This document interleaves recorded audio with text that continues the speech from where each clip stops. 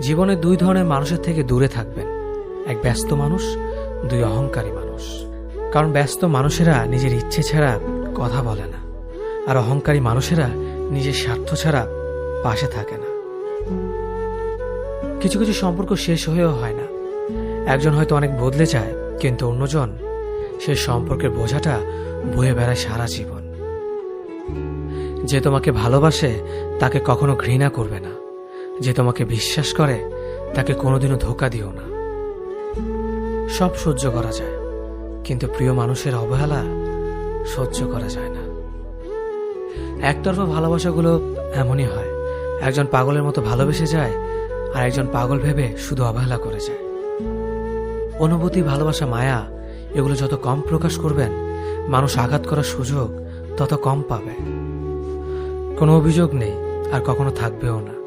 আছে শুধু অভিমান।